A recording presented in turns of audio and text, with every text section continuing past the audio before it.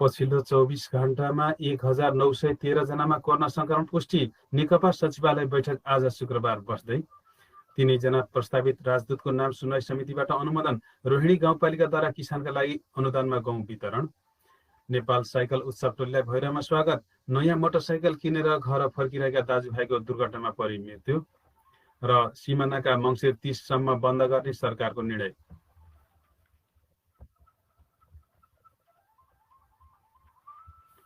नमस्कार, बिहान 5:30 बजेको रूपन्देही समाचारमा स्वागत छ। समाचार सँगै छु म शङ्कर पाण्डे। अब समाचार विस्तारमा। सिद्धार्थनगर नगरपालिका स्वास्थ्य शाखाले वार्षिक समीक्षा गरेको छ। शाखाले आर्थिक वर्ष 2076-77 को स्थानीय तहको स्वास्थ्य सम्बन्धी समीक्षा गरेको हो। नगर प्रमुख हरिप्रसाद अधिकारीको अध्यक्षतामा भएको कार्यक्रममा स्वास्थ्य शाखा प्रमुख उमादेवी थापाले समग्र स्वास्थ्यको अवस्थाको सूचकाङ्क प्रस्तुतिकरण गर्नुभएको थियो। शाखाका कम्युनिटी नर्सिङ निरीक्षक गीता नेउपाने पोखरेलको सञ्चालनमा भएको कार्यक्रममा नगर उपप्रमुख उमा काफले, प्रमुख प्रशासकीय अधिकृत तुलसीराम मरासिनी, वडा अध्यक्ष थानेश्वर पौडेल लगायतले बोल्नु भएको थियो। नगरको स्वास्थ्य अवस्थाको पहिलो पटक समग्र सूचकाङ्क आएकाले अबको दिनमा काम गर्न सजिलो हुने सहभागीले बताएका थिए। सबै वडामा शहरी स्वास्थ्य क्लिनिक सञ्चालन गर्न पनि नगरपालिकाले पहल गर्नुपर्नेमा पनि जोड दिएको छ। साथै मधुमेह दिवसको अवसरमा जानकारीसहित सहभागीको परीक्षण पनि गरिएको थियो।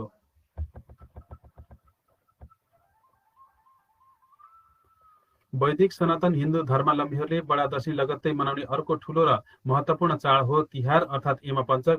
यही तिहारको पहिलो महत्त्वपूर्ण दिनलाई काग तिहार भनिन्छ। 5 दिनसम्म तिहार पर्व अन्तर्गत कार्तिक कृष्ण त्रयोदशीदेखि कार्तिक शुक्ल द्वितीय तिथिसम्म मनाइने तिहार पर्वको आरम्भ काग तिहारबाट हुन्छ। काग तिहार कार्तिक कृष्ण त्रयोदशीका दिन पर्दछ। काग तिहारमा कागलाई यमराजको सन्देश वाहकका रूपमा पूजा गरिन्छ। काग तिहारका दिन आज कागलाई सम्मानका साथ पूजा गर्ने र खानेकुरा दिने चलन रहेको छ। काग अर्थात् सन्देश प्रवाहक प्राणी। काग करायो भने केही सन्देश या पाहुना आउने जनाउका रूपमा नेपाली समाजमा लिने चलन अझै छ। कागलाई विशेष गरी अशुभ सन्देश प्रवाह गर्ने पन्छीका रूपमा पनि लिइन्छ। धर्मशास्त्रहरू अनुसार नरक लोकका अधिपति यमराजले पृथ्वी लोकमा भएका मानिस लगायत सम्पूर्ण जीवित प्राणीको जन्म मृत्युको विवरण राख्ने गर्दछन्। त्यस्तो विवरण ल्याउने र लैजाने काम भने कागले गर्ने गरेको मान्यता रहेको छ। आकाश मार्गबाट छिटो सन्देश ल्याउने लाने भएकाले यमराजले कागलाई आफ्नो दूत नियुक्त गरेका हुन्। तर काग तिहारमा भने यी सबै नकारात्मक मान्यताहरूलाई बिर्सेर कागको पूजा गरिन्छ। आजको दिन कागलाई पूजा आजा नगरेर खान नदिए पापको भागी भइन्छ भन्ने धार्मिक मान्यता छ। काग तिहारमा कागलाई घर आँगनमा बोलाइ घरमा बनेका खाद्यान्न परिकार खान दिइन्छ।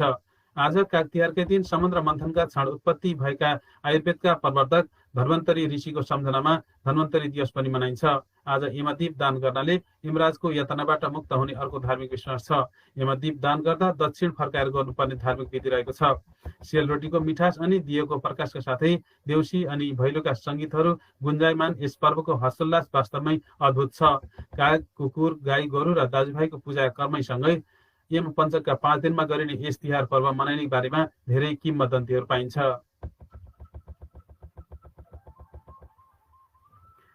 जापान गोजुरियो करातेडो मिसनसँग नेपाल रूपन्देहीको चौथो अधिवेशन भैरवमा हिजो सम्पन्न भएको छ। अधिवेशनले उमेश थापा लाटमगरको अध्यक्षतामा 13 सदस्यीय समिति निर्वाचित गरेको छ, जसको उपाध्यक्षमा ज्ञान प्रसाद चौधरी, सचिव सन्तुज दङ्गोरिया थारू, कोषाध्यक्षमा गोपाल थापा र सदस्यहरूमा दिलमाया कोइराला, राजकुमार हरिजन, झबिलाल थापा, रामु बस्नेत, भगवती भण्डारी, विमल गुरुङ, चन्द्रबहादुर सुनार र हरिपुरी रहनु भएको छ भने सल्लाहकार समितिमा अनुप श्रेष्ठ, धीरज पुन र खेमराज गुरुङलाई चयन गरिएको छ। अधिवेशनको उद्घाटन गर्दै प्रमुख अतिथि रूपन्देही प्रहरी प्रमुख प्रहरी उपरीक्षक प्रवीण पोखरेलले खेलकुद भनेको राष्ट्रको मेरुदण्ड हो, खेललाई राजनीतिकरण गर्नु हुँदैन भन्नुभयो।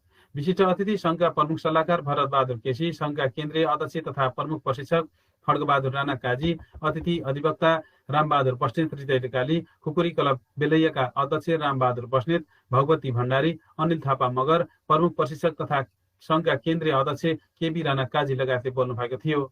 सन्तु दङ्गोरिया थारूको स्वागत मन्तव्यमा भएको कार्यक्रमको सञ्चालन गिरी प्रसाद पुनले गर्नुभएको थियो।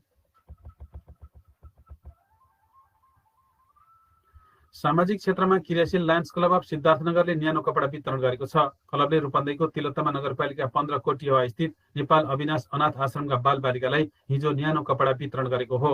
कार्यक्रममा बोल्दै प्रमुख अतिथि लायन्स डिस्ट्रिक्ट इन्टरनेसनल 325 B2 नेपालका स्ट्रेटेजिक चिफ PMJF धर्मराज श्रेष्ठले आश्रममा न्यानो कपडा वितरण गरेर लायन्स क्लब अफ सिद्धार्थनगरले सराहनीय काम गरेको बताउनुभयो।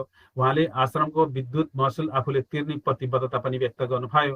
क्लबका वर्ष 2020-21 का अध्यक्ष एमजीएफ नेत्र प्रसाद आचार्यले आवश्यकता अनुसार फेरि पनि सहयोग गर्दै जाने बताउनुभयो। उहाँले आश्रममा रहेका 20 जना बालबालिकालाई न्यानो कपडा वितरण गरेको बताउनुभयो। आश्रमका अध्यक्ष कृष्ण गिवालीले विगत लामो समयदेखि लायन्स क्लबले आश्रमलाई सहयोग गर्दै आएको बताउनु भएको छ। क्लबका कोषाध्यक्ष एवं कार्यक्रम संयोजक धर्मराज आचार्यको स्वागत, निर्देशक कमल गिवालीको ध्वजा अभिवादन तथा सचिव अर्जुन पौडेलको सञ्चालनमा कार्यक्रम सम्पन्न भएको थियो।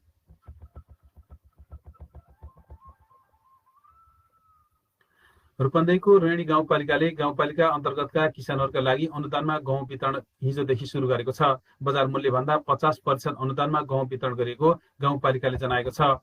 गहुँ छर्ने मौसम रहेकाले किसानहरूको सहजताका लागि अनुदानमा बिउ उपलब्ध गराएको गाउँपालिकाका अध्यक्ष सनोज कुमार यादवले जानकारी दिनुभयो।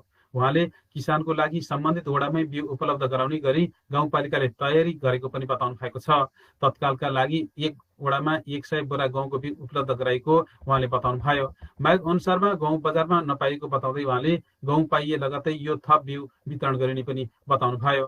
बजार मूल्यभन्दा आधा मूल्यमै गहुँ पाएपछि किसानहरू पनि दङ्ग परेका छन्। बजारमा 2006 प्रति बोरा पर्ने बिउ गाउँपालिकाले 1300 रुपियाँमा दिइरहेको छ। 1300 मा आफ्नै गाउँमा बिउ पाएपछि कृषकहरू पनि हर्षित भएका छन्। उनीहरूले बिउ जस्तै मल पनि वडाबाट वितरण हुन सके खेती झन फस्टाउने प्रतिक्रिया दिएका थिए। पहिलो दिन रोहिणी गाउँपालिका वडा नम्बर 2 मा 100 बोरा बिउ वितरण गरिएको 2 नम्बर वडाका वडाध्यक्ष सरोज कुमार पाण्डेले बताउनुभयो। वडामा हुने खेतीको तुलनामा प्राप्त बिउ धेरै थोरै रहेकाले गाउँपालिकाले थप बिउ उपलब्ध गराउन उहाँले आग्रह गरिएको बताउनुभयो। गाउँपालिकाका प्रमुख प्रशासकीय अधिकृत रोमनाथ न्यौपानेले चालु आर्थिक वर्षको लागि 20 लाख रुपियाँको बिउ बिजन खरिद गर्ने योजना रहेको बताउनुभयो। उहाँले गाउँपालिकाले मागेको अनुपातमा कृषि सामग्री कम्पनीले बिउ उपलब्ध गराउन नसक्दा पर्याप्त बिउ वितरण गर्न नसकिएको बताउनु भएको छ। आगामी दिनमा यसलाई थप व्यवस्थित गराउँदै लैजाने समेत उहाँले प्रतिबद्धता जनाउनु भयो। कोरोना भाइरस कोभिड-19ले पर्यटन क्षेत्र प्रभावित भएको बेला आन्तरिक पर्यटन प्रवर्धनको उद्देश्य सहित आयोजित नेपाल साइकल उत्सव टोली हिजो बिहिबार लुम्बिनीको प्रवेशद्वार भैरव आइपुगेको हो। टोली बिहान पौने 10 बजे लुम्बिनीबाट भैरव आइपुगेको साइकल सिटी भैरवका अध्यक्ष सूर्यकुमार सारुमगले बताउनुभयो। काठमाडौँबाट महाकाली हुँदै 11औं दिन साइकल टोली यहाँ आइपुगेको हो। भैरव पुगेको टोलीलाई साइकल सिटी भैरवले लुम्बिनी गेटमा स्वागत गरेको छ। विश्व साइकल यात्री पुष्कर शाहले कोरोना भाइरसको महामारीले विश्वलाई नै आतंकित पारिरहेको बेला विश्व छिट्टै कोरोनाबाट मुक्त होस् भन्ने कामना गर्दै साइकल उत्सवको आयोजना गरिएको बताउनुभयो। नेपाल पर्यटन बोर्डको प्रवर्धन तथा trekking agencies association of Nepal, TAAN Nepal association of tours and travel agents association NATTA र नेपाल पर्वतारोहण संघ एनएमए को सहयोगमा भइरहेको 3 साताको यो साइकल यात्रा इलामको अन्तु डाँडामा गएर समापन हुनेछ। पश्चिम महाकालीदेखि पूर्व मेचीसम्म यो साइकल यात्राको दूरी 1624 किलोमिटर रहेको छ। विश्व साइकल यात्री पुष्कर शाहको नेतृत्वको साइकल टोलीमा राजेन्द्र सापकोटा, सुभाष केसी, एक्सपान्सन दाहाल, सम्राट पाण्डे, महेन्द्र अधिकारी, हिम गुरुङ, माधव नेपाल, मुक्ति पाण्डे, अशोक सिलवाल लगायत रहनु भएको छ।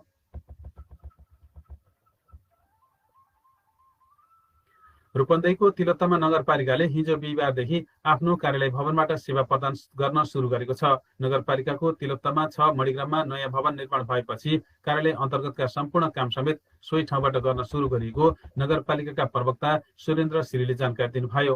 यसअघि तिलोत्तमा 5 मा अवस्थित साना किसान सहकारी संघको भवन भाडामा लिएर कार्यालय सञ्चालन गरेको नगरपालिकाले 5 करोड बढी लगानीमा 3 तलाको आफ्नो भवन निर्माण गरेको हो।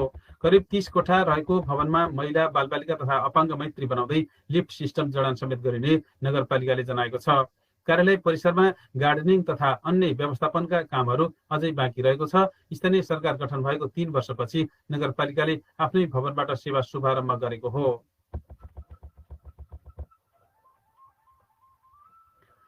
कोरोना जोखिम भत्ता नपाएको भन्दै बुटोलको धागो कारखानामा सञ्चालित कोरोना विशेष अस्थायी अस्पतालमा कार्यरत चिकित्सक अस्पतालमा अनुपस्थित भएपछि अस्पतालको सेवा प्रभावित बनेको छ। कोरोना महामारी फैलिएसँगै सञ्चालन गरिएको अस्पतालको सेवा प्रभावका लागि लुम्बिनी प्रादेशिक अस्पतालले 7 जना मेडिकल अफिसरलाई गत साउनदेखि करार सेवामा नियुक्त गरेको थियो। तर 7 जना चिकित्सक कोरोना जोखिम भत्ता नपाएको भन्दै बुधबारदेखि सेवामा नफर्किएपछि अस्पतालमा कार्यरत कन्सल्टेन्ट र नर्सिङ स्टाफहरू खटाएर भए पनि अस्पतालमा सेवा प्रदान गरिएको छ। लुम्बिनी प्रादेशिक अस्पतालका प्रमुख मेडिकल सुपरिन्टेन्डेन्ट डाक्टर राजेन्द्र खनालले 7 जना चिकित्सकले कोरोना जोखिम भत्ता नपाए सेवामा नआउने भन्दै मंगलबार मात्रै अल्टिमेटम दिएको र बुधबारदेखि नै काममा नआएको बताउनु भयो।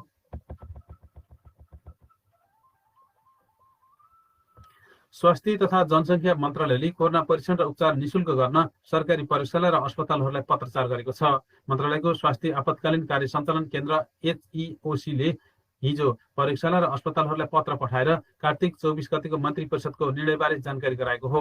उक्त मन्त्री परिषद बैठकले सरकारी प्रयोगशालामा कोरोना परीक्षण र अस्पतालमा उपचार निशुल्क गर्ने निर्णय गरेको थियो। अब सरकारी प्रयोगशालामा कोरोना संक्रमणको लक्षण वा चिन्ह भएकाहरूको परीक्षण निशुल्क हुनेछ। शुक्रराज ट्रपिकल तथा सरुवा रोग अस्पतालका अनुसार ओपिडीमा चिकित्सक वा स्वास्थ्य कर्मीले जाँच गर्दा ज्वरो 100 डिग्री फरेनहाइट वा सोभन्दा बढी तथा कोभिडका अन्य लक्षण भएकाहरूको निशुल्क PCR परीक्षण हुनेछ। यस्तै कोरोना संक्रमणको लक्षण भएका बिरामीहरूको सरकारी अस्पतालमा निशुल्क उपचार हुनेछ। कोरोना परीक्षण र उपचार सेवा लिने व्यक्तिले कुनै बिमा कम्पनीबाट कोरोना बिमा गरेको भएमा सबै परीक्षण र उपचार खर्च बिमा रकमबाट कट्टा गरिनेछ। स्वास्थ्य मन्त्रालयका अनुसार सक्षम, इच्छुक र योगदान गर्न चाहनेहरूले परीक्षण र उपचारमा योगदान गर्न पनि सक्नेछ, तर यो ऐच्छिक हुनेछ।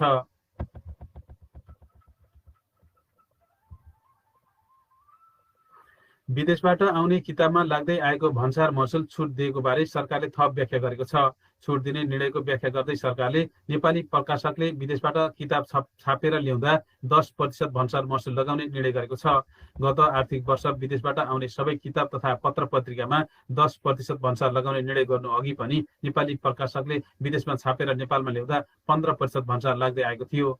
विदेशी किताब आयातमा पनि भन्सार लगाउने निर्णय उल्टिएसँगै नेपाली प्रकाशकले भने विदेशमा किताब छाप्दा गरेको खर्च, भाडा र बिमा गरी हुन आउने खर्चको 10% भन्सार महसुल तिर्नुपर्नेछ।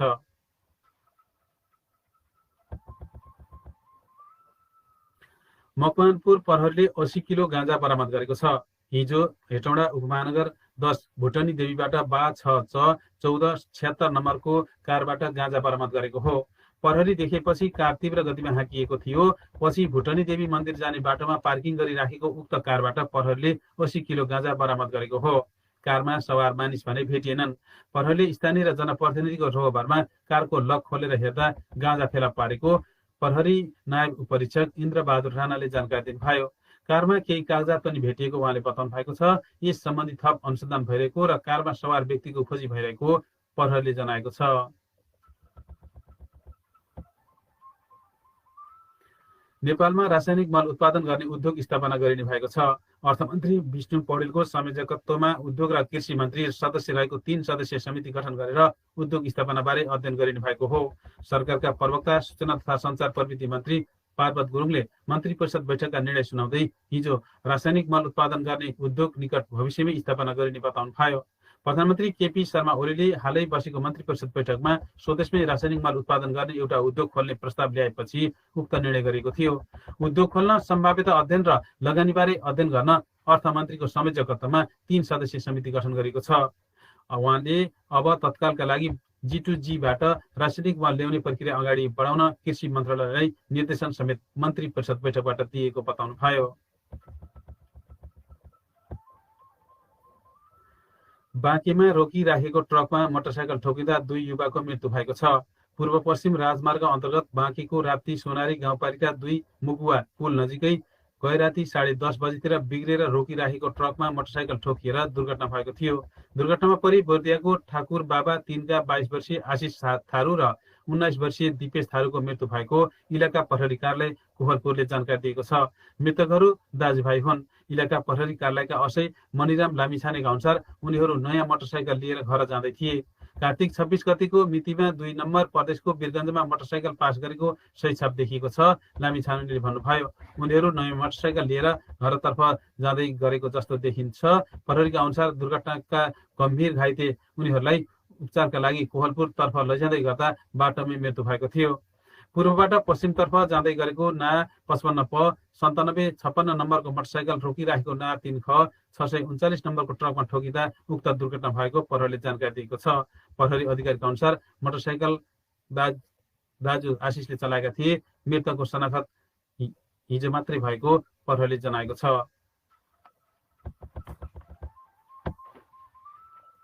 दाङमा गुडिरहेको बसमा आगलागी भएको छ।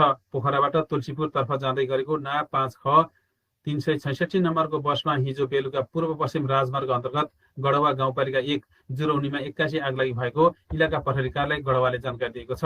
बसमा पूर्ण रूपमा क्षति पुगेको र 23 यात्रु भने सकुशल रहेको प्रहरीले जनाएको छ। बसमा आगो लाग्नुको यकिन नभए पनि वायरिङमा सर्ट भएर आगो लागेको हुन सक्ने प्रहरीको अनुमान छ। इन्जिनबाट धुवाँ निस्किने बित्तिकै बस रोकेर यात्रुहरू बाहिर निकालेका कारण कुनै पनि मानवीय क्षति हुन नपाएको प्रहरीले जनाएको छ।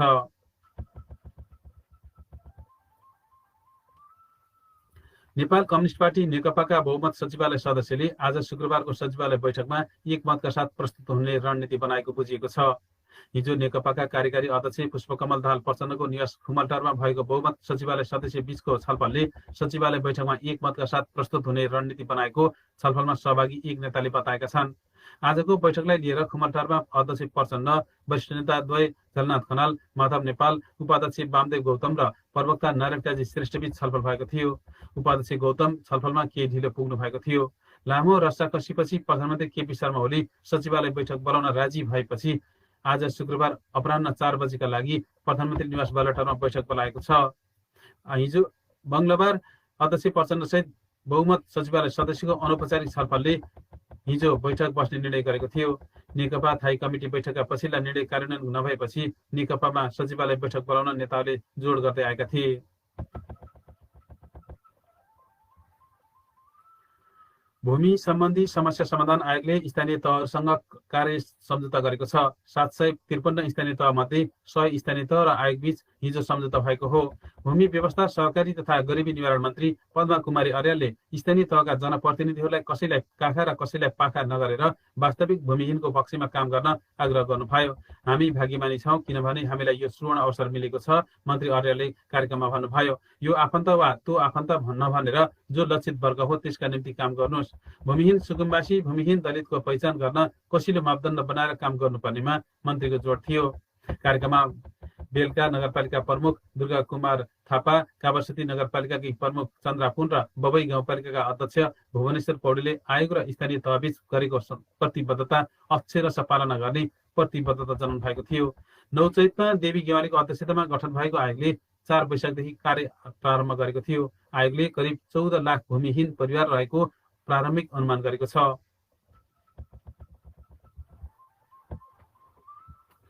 प्रधानमन्त्री केपी ओलीको सबै पारिश्रमिक कोरोना संक्रमण रोकथाम, नियन्त्रण तथा उपचार कोषमा जम्मा हुने भएको छ। सोमबार बसेको मन्त्री परिषद बैठकले प्रधानमन्त्री ओलीको सबै पारिश्रमिक कोषमा जम्मा गर्ने निर्णय गरेको हो। यस्तै उप प्रधानमन्त्री, मन्त्री र राज्य मन्त्रीहरूको तलबको 50% रकम पनि कोषमा जम्मा गर्ने निर्णय सरकारले गरेको छ। 2077 कार्तिकदेखि चैतसम्मको तलब कोषमा जम्मा हुने सरकारका प्रवक्ता एवं सञ्चार तथा सूचना प्रविधि मन्त्री पार्वत गुरुङले बताउनु भयो। यसैगरी अन्तर्राष्ट्रिय सीमानाका 30 वंशसम्म बन्द गर्ने निर्णय पनि सरकारले गरेको छ। यसअघि 30 कार्तिकसम्म सीमानाका बन्द गर्ने निर्णय गरेको सरकारले संक्रमणको दर बढ्दै गएकाले 1 महिना लम्ब्याएको उहाँले बताउनु भयो। तर नेपाल आउनै पर्नेहरूको हकमा सरकारले तोकेको स्थानबाट प्रवेश गर्न पाइनेछ। यसैगरी विदेशमा अलपत्र नागरिकको हकमा अब उडान नहुने भएको छ। कोभिडका कारण विदेशमा अलपत्र 1,36,216 जनालाई उद्धार गरी स्वदेश फर्काएको उल्लेख गर्दै उहाँले अब नेपाल आउनै पर्ने नागरिकहरूको हकमा नियमित उडानबाट ल्याउने व्यवस्था मिलाउने बताउनु भयो। सरकारले स्वास्थ्य सुरक्षाका मापदण्ड पालना गरी खेलकुदका प्रशिक्षणहरू सुरु गर्न पनि अनुमति दिएको छ। ओलम्पिक खेलकुदमा सहभागिताका लागि छनौट हुने खेलका प्रशिक्षण सुरु गर्न फुटबल, क्रिकेट लगायतका खेलहरूको अन्तर्राष्ट्रिय स्तरमा सहभागिता जनाउन सरकारले अनुमति दिएको हो। यस्तै मैत्रीपूर्ण खेलहरू आयोजना गर्न, स्थगित रहेका फुटबल डिभिजनका खेलहरू सञ्चालनको तयारी गर्न र राष्ट्रिय तथा अन्तर्राष्ट्रिय खेलहरूमा सहभागिताका लागि प्रशिक्षण लगायतका तयारी गर्न पनि सरकारले स्वीकृति दिएको उहाँले जानकारी दिनुभयो। यस्तै मल कारखाना स्थापनाका लागि अर्थमन्त्रीको नेतृत्वमा उद्योग, वाणिज्य तथा आपूर्ति मन्त्री र कृषि तथा पशुपन्छी विकास मन्त्री सहितको 3 सदस्यीय रहेको समितिले अध्ययन गर्ने भएको छ। बंगलादेशबाट G2G माध्यमबाट मल खरिद गर्ने निर्णय पनि सरकारले गरेको छ। सबै संघीय र प्रदेश कार्यालयहरूमा विद्युतीय सरकारी लेखा प्रणाली र संघ तथा प्रदेशका सबै कार्यालयहरू तथा स्थानीय तहमा सार्वजनिक सम्पत्ति व्यवस्थापन प्रणाली लागू गर्ने निर्णय पनि भएको उहाँले बताउनु भयो। यसैगरी बलात्कारपछि हत्या गरेकी सम्झना कामीको परिवारलाई 3 लाख रुपियाँ आर्थिक सहायता दिने निर्णय पनि सरकारले गरेको छ। सरकारले 2 मङ्सिरमा किजा पूजाको अवसरमा सार्वजनिक बिदा दिने निर्णय पनि गरेको छ।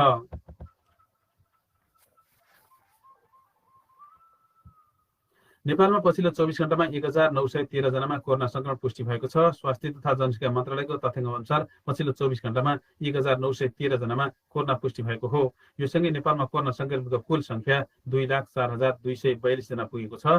त्यस्तै पछिल्लो 24 घण्टामा थप 15 जना कोरोना संक्रमितको मृत्यु भएको स्वास्थ्य मन्त्रालयले जनाएको छ। यो सँगै नेपालमा कोरोनाका कारण ज्यान गुमाउनेको संख्या 1,189 जना पुगेको छ। पछिल्लो 24 घण्टामा थप 2,349 जना संक्रमण मुक्त भएका छन् भने हालसम्म संक्रमण मुक्त हुनेको संख्या 1,64,592 जना पुगेको छ।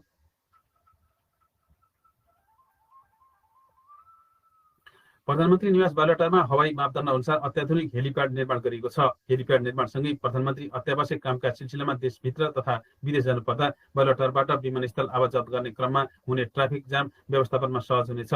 नेपाल नागरिक उड्डयन प्राधिकरणको मापदण्ड अनुसार नै हेलिप्याड निर्माण भएको र यसले बालुवाटारबाट विमानस्थल आउजाउ गर्ने क्रममा हुने ट्राफिक जाम हट्ने प्रधानमन्त्रीका प्रेस सल्लाहकार सूर्य थापाले जानकारी दिनुभयो। प्राधिकरणका उपनिर्देशक राजकुमार छेत्रीले हवाई मापदण्ड अनुसार नै हेलिप्याड निर्माण भएको बताउनुभयो। उहाँका अनुसार हेलिप्याड प्राधिकरणको प्राविधिक सहयोगमा नेपाली सेनाले तयार पारेको हो।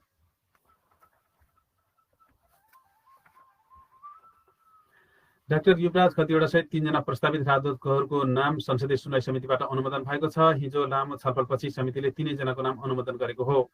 गत असोज 16 गते मन्त्री परिषदको बैठकले पूर्व अर्थमन्त्री डाक्टर युवराज खतिवडालाई अमेरिका, पूर्व मुख्य सचिव लोकदर्शन रेग्मीलाई बेलायत र डाक्टर निर्मल कुमार विश्वकर्मालाई दक्षिण अफ्रिकाका लागि नेपाली राजदूत नियुक्त गर्न सिफारिस गरेको थियो। संसदीय सुनवाई समितिका अनुसार खतिवडा विरुद्ध 3 वटा र रेग्मी विरुद्ध एउटा उजुरी तोकिएको समयभित्र परेको थियो। अर्को एउटा उजुरी मिति गुज्रेपछि आएको थियो, तर उजुरीकर्ताहरू सम्पर्कविहीन थिए। उजुरीकर्ता नै सम्पर्कमा नआएपछि सुनवाई समितिले यही कार्तिक 4 गते गोरखापत्रमा सार्वजनिक सूचनामा नै जारी गरेर सम्पर्कमा आउनु भनेको थियो।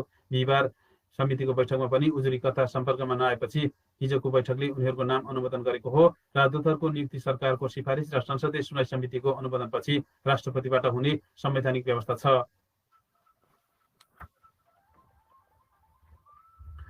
कोरोना संक्रमण भएका राष्ट्रिय जनमोर्चाका अध्यक्ष चित्रबहादुर केसीको उपचार खर्च सरकारले बेहोर्ने भएको छ। मन्त्री परिषदको हिजो बसेको बैठकले केसीको उपचार खर्च सरकारले बेहोर्ने निर्णय गरेको अर्थमन्त्री विष्णु पौडेलले जानकारी दिनुभयो। केसीलाई अस्ति कोरोना संक्रमण पुष्टि भएको थियो। 80 वर्षका केसीको ललितपुर स्थित मेडी सिटी अस्पतालमा उपचार भइरहेको छ। यसैबीच केसीको उपचारका लागि आर्थिक सङ्कलन नगरिने भएको छ। जनमोर्चाले हिजो एक विज्ञप्ति जारी गर्दै केसीको उपचारमा लाग्ने सम्पूर्ण खर्च सरकारले बेहोर्ने बताइसकेका कारण उपचार खर्च जुटाउनका लागि आर्थिक सङ्कलन नगर्ने जनाएको हो। यसअघि उहाँको स्वास्थ्य अवस्था गम्भीर रहेको भन्दै जनमोर्चाले उपचारका लागि सहयोगदाताहरूसँग सहयोग गर्न अपिल गरेको थियो।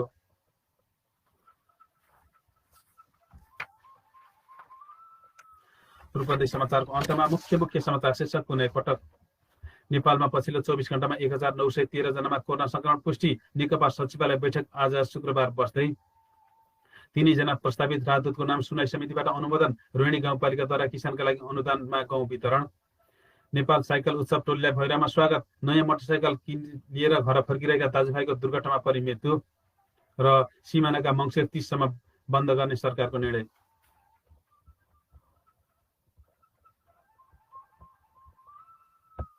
अवस्था अहिलेका लागि रूपन्देही समाचार यति नै। अब यसपछि 6 बजे काया कैरन र 36 बजे कार्यक्रम भलाकुसारी सुन्न सक्नुहुनेछ।